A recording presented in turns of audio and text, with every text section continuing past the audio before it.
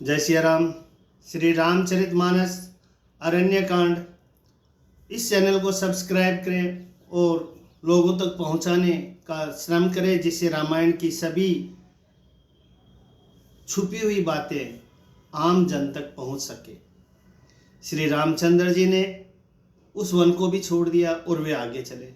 दोनों भाई अतुलनीय बलवान और मनुष्यों में सिंह के समान है। प्रभु विरह की तरह विषाद करते हुए अनेकों कथाएं और संवाद कहते हैं। हे लक्ष्मण, जरा वन की शोभा तो देखो। इसे देखकर किसका मन शुद्ध नहीं होगा। पक्षी और पशुओं के समूह सभी स्त्री सहित है, मानो वे मेरी निंदा कर रहे हैं। हमें देखकर जब डर के मारे हिरणों के झुंड भागने लगते हैं, तब हिरनियां उनसे कहती है कि तुमको भय नहीं है, तुम तो साधारण हिरणों से पैदा हुए हो, अतः तुम आनंद करो। ये तो सोने का हिरण खोजने आए हैं। संग लायक करनी करि लेहि, मानहु मोहि सिखावनु देहि। शास्त्र सुचितित पुनि पुनि देखिए, भूप सुसेवत बस नहीं लेखिए। हाथी हथनियों को साथ लगा लेते हैं। वे मानो मुझे शिक्षा देते हैं कि स्त्री को कभी अकेली नहीं छोड़ना चाहिए। भली भांति चिंतन किए हुए शास्त्र को भी बार बार देखते रहना चाहिए। अच्छी तरह सेवा किए हुए भी राजा को वश में नहीं समझना चाहिए। राखिए नारी जदपि उर माही, जुबति शास्त्र नृपति बस नाही। देखो तात बसंत सुहावा, प्रियाहीन मोहि भय उपजावा। और स्त्री को चाहे हृदय में ही क्यों न रखा जाए, परंतु युवती स्त्री, शास्त्र और राजा किसी के वश में नहीं रहते। हे तात, इस सुंदर वसंत को तो देखो। प्रिया के बिना मुझको यह भय उत्पन्न कर रहा है। मुझे विरह से व्याकुल, बलहीन और बिल्कुल अकेला जानकर कामदेव ने वन, भौरों और पक्षियों को साथ लेकर मुझ पर दावा बोल दिया है। परंतु जब उसका दूत यह देख गया कि मैं भाई के साथ हूँ, अकेला नहीं हूँ, तब उसकी बात सुनकर कामदेव ने मानो सेना को रोककर डेरा डाल दिया है। विशाल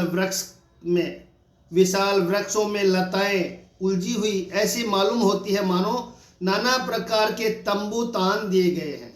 केला और ताड़ सुंदर ध्वजा पताका के समान है। इन्हें देखकर वही नहीं मोहित होता जिसका मन धीर है। अनेकों वृक्ष नाना प्रकार के फूले हुए हैं, मानो अलग अलग बानों वर्दी धारण किए हुए बहुत से तीरंदाज हो। कहीं कहीं सुंदर वृक्ष शोभा दे रहे हैं, मानो योद्धा लोग अलग अलग होकर छावनी डाले हो। कोयले कुंज रही है, वही मानो मत वाले हाथी चिंगाड़ रहे हैं। ढेक और महोक पक्षी मानो ऊंट और खच्चर है। मोर, चकोर, तोते, कबूतर और हंस मानो सब सुंदर जाति अरबी घोड़े हैं। तीतर और बटेर पैदल सिपाही के झुंड है। कामदेव की सेना का वर्णन नहीं हो सकता। पर्वतों की शिलाएं रथ और जल के झरने नगाड़े हैं। पपीहे भाट है जो गुण समूह बिरदावली का वर्णन करते हैं। भोरों की गुंजार भेरी और सहनाई है। शीतल, मंद और सुगंधित हवा मानो दूत का काम लेकर आई है। इस प्रकार चतुरंगी सेना साथ लिए कामदेव मानो सबको चुनौती देता हुआ विचर रहा है।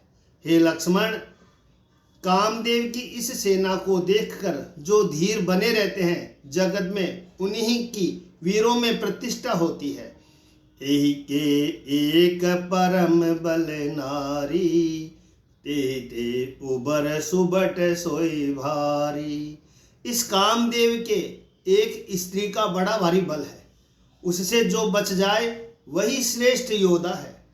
हे तात, का तात तीन अति प्रबल खल, काम क्रोध अरु लोभ, मुनि विज्ञान धाम मन, करहि निमिष महु क्षोभ। हे तात, काम क्रोध और लोभ ये तीन अत्यंत प्रबल दुष्ट है।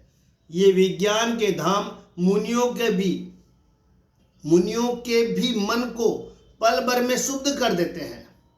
लोभ की इच्छा दंभ बल, काम के केवल नारी, क्रोध के परशु बचन बल, मुनि बर कहि विचारी। लोभ को इच्छा और दंभ का बल है, काम को केवल स्त्री का बल है, क्रोध को कठोर वचनों का बल है। श्रेष्ठ मुनि विचार का ऐसा कहते हैं। गुणातीत सचराचर स्वामी, राम उमा सब अंतर्जामी, कामिन के दीनता दिखाई, धीरन के मन विरति दृढ़ाई। शिव जी कहते हैं, हे पार्वती, श्री रामचंद्र जी गुणातीत तीनों गुणों से परे चराचर जगत के स्वामी और सबके अंतर की जानने वाले हैं। उपयुक्त बात कहकर उन्होंने कामी लोगों की दीनता बेबसी दिखलाई है और धीर विवेकी पुरुषों के मन में वैराग्य को दृढ़ किया है।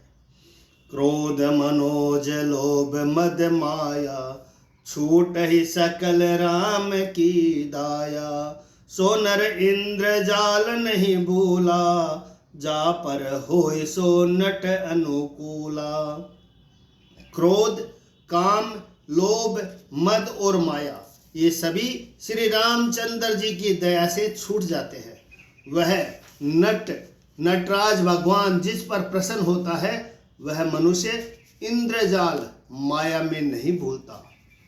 उमा कहूँ मैं अनुभवी अपना, सत हरि भजन जगत सब सपना, पुनि प्रभु गए सरोवर तीरा, पंपा नाम सुभग गंभीरा। हे उमा, मैं तुम्हें अपना अनुभव कहता हूँ, हरि का भजन ही सत्य है। यह सारा जगत तो स्वप्न की भांति झूठा है। फिर प्रभु श्री राम जी पंपा नामक सुंदर और गहरे सरोवर के तीर पर गए। उसका जल संतों के हृदय जैसा निर्मल है। मन को हरने वाले सुंदर चार घाट बने हुए हैं। मन को हरने वाले सुंदर चार घाट बंधे हुए हैं। भांति भांति के पशु जहां तहां जल पी रहे हैं, मानो उदार दानी पुरुष के घर याचकों की भीड़ लगी हो। पुरैन सगन ओट जल, बेगिन पाय मर्म, माया छत्र न देखिए, जैसे निर्गुण ब्रह्म। धनी पुरैन कमल के पत्तों की आड़ में जल का जल्दी पता नहीं मिलता, जैसे माया से ढके हुए रहने के कारण निर्गुण ब्रह्म नहीं दिखता।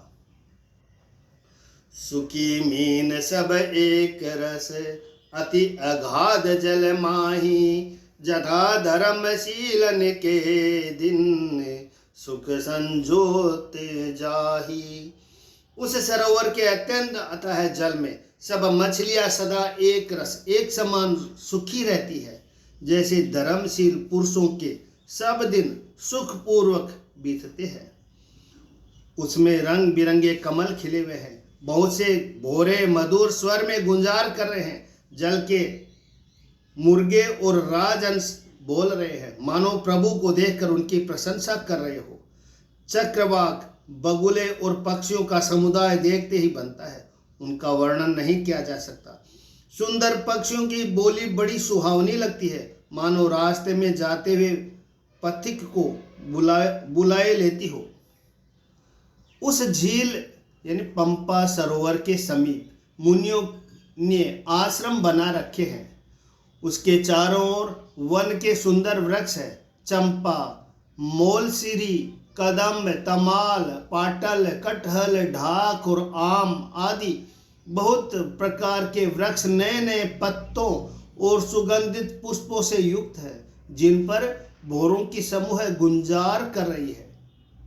स्वभाव से ही शीतल मंद सुगंधित एवं मन को हरने वाली हवा सदा बहती रहती है। कोयल कुहू कुहू का शब्द कर रही है। उनकी रसीली बोली सुनकर मुनियों का भी ध्यान टूट जाता है। फल मारन नबी बिटप सब, फल भारन निमी, फल भारन नमी बिटप सब, रहे भूमि नियराई, पर उपकार पुरुष जिमी, न वही सुसंपत्ति पाई। फलों के बोझ से झुककर सारे वृक्ष पृथ्वी के पास आ लगे हैं, जैसे परोपकारी पुरुष बड़ी संपत्ति पाकर विनय से झुक जाते हैं। श्री राम जी ने अत्यंत सुंदर तालाब देखकर स्नान किया और परम सुख पाया। एक सुंदर उत्तम वृक्ष की छाया देखकर श्री रघुनाथ जी छोटे भाई लक्ष्मण जी सहित बैठ गए। फिर वहां सब देवता और मुनि आए और स्तुति करके अपने अपने धाम को चले गए। कृपालु श्री राम जी परम प्रसन्न बैठे हुए छोटे भाई लक्ष्मण जी से रसीली कथाएं कह रहे हैं। भगवान को विरह युक्त देखकर नारद जी के मन में विशेष रूप से सोच हुआ। उन्होंने विचार किया कि मेरे ही श्राप को स्वीकार करके श्री राम जी नाना प्रकार के दुखों का भार सह रहे हैं, दुख उठा रहे हैं। ऐसे भक्त वत्सल्य प्रभु को जाकर देखूं, फिर ऐसा अवसर न बन आवेगा। यह विचार कर नारद जी हाथ में वीणा लिए हुए वहां गए जहां प्रभु सुखपूर्वक बैठे हुए थे। वे कोमल वाणी से प्रेम के साथ बहुत प्रकार से बखान बखान कर रामचरित्र का गान करते हुए चले आ रहे थे। दंडवत करते देखकर श्री रामचंद्र जी ने नारद जी को उठा लिया और बहुत देर तक हृदय से लगाए रखा। फिर स्वागत कुशल पूछकर पास बैठा लिया। लक्ष्मण जी ने आदर के साथ उनके चरण धोए, बहुत प्रकार से विनती करके और प्रभु को मन में प्रसन्न जानकर तब नारद जी कमल के समान हाथ जोड़कर वचन बोले कि सुनु उदार सहज रघुनायक, सुंदर अगम सुगम बरदायक, देहु एक बर मांगऊ स्वामी, जदपि जानत अंतर जामी। हे स्वभाव से ही उदार श्री रघुनाथ जी सुनिए, आप सुंदर अगम और सुगम वर के देने वाले हैं। हे स्वामी, मैं एक वर मांगता हूँ, वह मुझे दीजिए। यद्यपि आप अंतर्यामी होने के नाते सब जानते ही हैं। श्री राम जी ने कहा, हे मुनि, तुम मेरा स्वभाव जानते ही हो। क्या मैं अपने भक्तों से कभी कुछ छिपाव करता हूँ? मुझे ऐसी कौन सी वस्तु प्रिय लगती है जिससे हे मुनि श्रेष्ठ तुम नहीं मांग सकते? मुझे भक्त के लिए कुछ भी अदेय नहीं है, ऐसा विश्वास भूल कर भी मत छोड़ो। तब नारद जी हर्षित होकर बोले, मैं ऐसा वर मांगता हूँ, यह दृष्टता करता हूँ। यद्यपि प्रभु के अनेकों नाम है और वेद कहते हैं कि वे सब एक से एक बढ़कर है, तो भी हे नाथ, राम सकल नामन्ते अधिका, ओहु नाथ अध खग गण बधिका। हे नाथ, राम नाम सब नामों से बढ़कर हो और पाप रूपी पक्षियों के समूह के लिए यह वधिक के सम्मान हो। राकार जनी भगति तब, राम नाम सोई सोम, अपर नाम उडगन विमल, बसहु भगत उर व्योम। आपकी भक्ति पूर्णिमा की रात्रि है, उसमें राम नाम यही पूर्ण चंद्रमा होकर, अन्य सब नाम तारागण होकर भक्तों के हृदय रूपी निर्मल आकाश में निवास करे। जय सिया राम। एवं मस्तु मुनि सन कहूँ, कृपा सिंधु रघुनाथ, तब नारद मन हरस अति, प्रभु पद नायऊ मात। कृपा सागर श्री रघुनाथ जी ने मुनि से एवं मस्तु ऐसा ही हो कहा। तब नारद जी ने मन में अत्यंत हर्षित होकर प्रभु के चरणों में मस्तक नवाया। श्री रघुनाथ जी को अत्यंत प्रसन्न जानकर नारद जी फिर कोमल वाणी बोले कि हे राम जी, हे रघुनाथ जी सुनिए, जब आपने अपनी माया को प्रेरित करके मुझे मोहित किया था, तब मैं विवाह करना चाहता था। हे प्रभु, आपने मुझे किस कारण विवाह नहीं करने दिया? प्रभु बोले, सुनि मुनि तो ही कहूँ सहरोसा, बजहि जे मोहित जी सकल भरोसा। प्रभु बोले, हे मुनि सुनो, मैं तुम्हें हर्ष के साथ कहता हूँ, जो समस्त आशा भरोसा छोड़कर केवल मुझको ही भजते हैं। करहु सदा तिनके रखवारी, जिमि बालक राखय महतारी। गही शिशु बच्छ अनल एहि धाई, तह राखय जननी अर गाई। मैं सदा उसकी वैसी ही रखवाली करता हूँ जैसी माता बालक की रक्षा करती है। छोटा बच्चा जब दौड़कर आग और सांप को पकड़ने जाता है तो वहां माता उसे अपने हाथों से अलग करके बचा लेती है। प्रौढ़ भय तेहि सुत पर माता, प्रीति करे नहीं पाछिली बाता। मोरे प्रौढ़ तनय सम ज्ञानी, बालक सुत सम दास अमानी। सयाना हो जाने पर उस पुत्र पर माता प्रेम तो करती है परंतु पिछली बात नहीं रहती, अर्थात मात्र परायण शिशु की तरह फिर उसकी बचाने की चिंता नहीं करती, क्योंकि वह माता पर निर्भर न कर अपनी रक्षा आप करने लगता है। ज्ञानी मेरे प्रौढ़ सयाने पुत्र के समान और तुम्हारे जैसा अपने बल का मान न करने वाला सेवक मेरे शिशु पुत्र के समान है। जनहि मोर बल निज बल ताही, दुह कह काम क्रोध रिपु आही।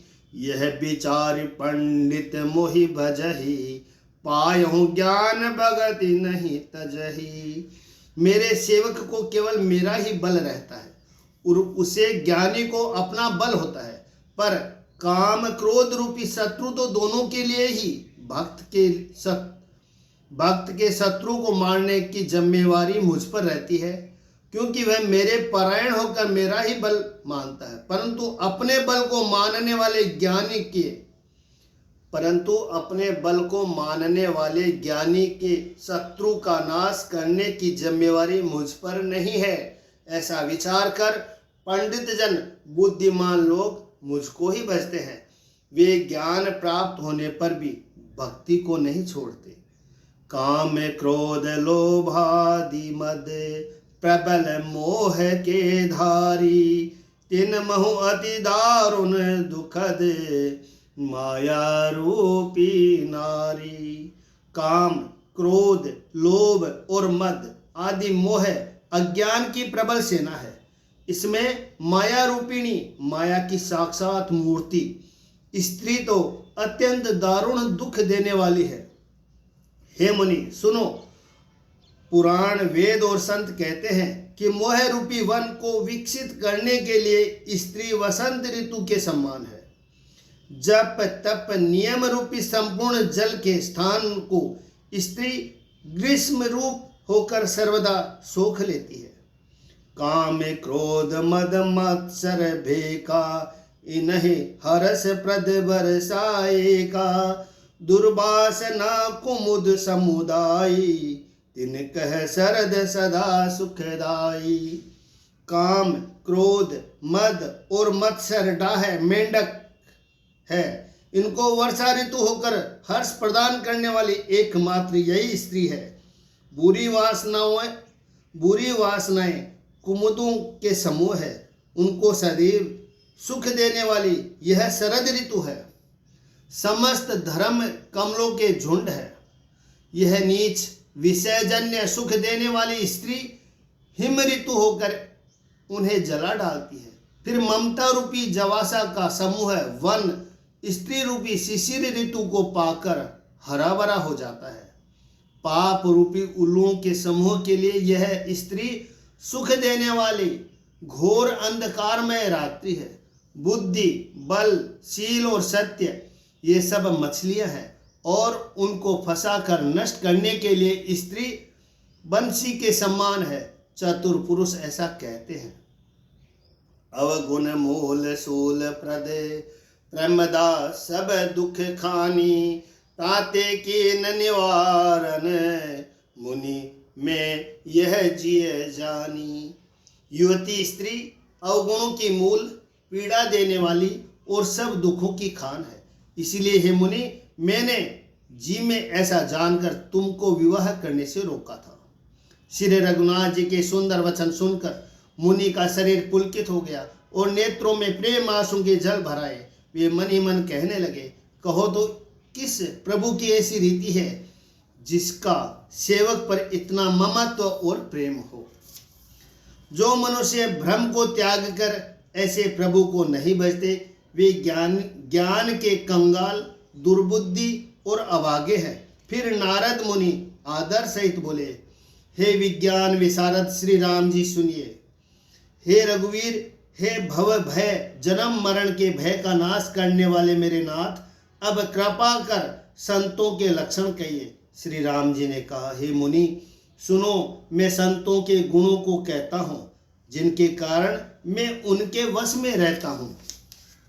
वे संत काम, क्रोध, लोभ, मोह, मद और मत्सर, इन 6 विकारों दोषों को जीते हुए पाप रहित, कामना रहित, निश्चल, स्थिर बुद्धि, अकिंचन, सर्वत्यागी, बाहर भीतर से पवित्र, सुख के धाम, असीम ज्ञानवान, इच्छा रहित, मिताहारी, सत्यनिष्ठ, कवि, विद्वान, योगी, सावधान, दूसरों को मान देने वाले, अभिमान रहित, धैर्यवान, धर्म के ज्ञान और आचरण में अत्यंत निपुण, गुणों के घर, संसार के दुखों से रहित, संदेहों में सर्वदा छूटे हुए होते हैं। मेरे चरण कमलों को छोड़कर, जिनको न देह ही प्रिय होती है न घर ही, कानों से अपने गुण सुनने में सकुचाते हैं, दूसरों के गुण सुनने से विशेष हर्षित होते हैं, सम और शीतल है, न्याय का कभी त्याग नहीं करते, सरल स्वभाव होते हैं और सभी से प्रेम रखते हैं। वे जप, तप, व्रत, दम, संयम और नियमों में रत रहते हैं और गुरु गोविंद और ब्राह्मणों के चरणों में प्रेम रखते हैं। उनमें श्रद्धा, क्षमा, मैत्री, दया, मुदिता, प्रसन्नता और मेरे चरणों में निष्कपट प्रेम होता है तथा वैराग्य, विवेक, विनय, विज्ञान, परमात्मा के तत्व का ज्ञान और वेद पुराण का यथार्थ ज्ञान रहता है। वे दंभ, अभिमान और मद कभी नहीं करते और भूल कर भी कुमार्ग पर पैर नहीं रखते। सदा मेरी लीलाओं को गाते सुनते और बिना ही कारण दूसरों के हित में लगे रहने वाले होते हैं। हे मुनि सुनो, संतों के जितने गुण हैं उनको सरस्वती और वेद भी नहीं कह सकते, शेष और शारदा भी नहीं कह सकते। यह सुनते ही नारद जी श्री राम जी के चरण कमल पकड़ लिए। दीनबंधु कृपालु प्रभु ने इस प्रकार अपने श्रीमुख से अपने भक्तों के गुण कहे।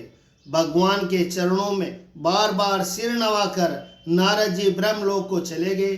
तुलसीदास जी कहते हैं कि वे पुरुष धन्य है जो सब आशा छोड़कर केवल श्री हरि के रंग में रंग गए हैं।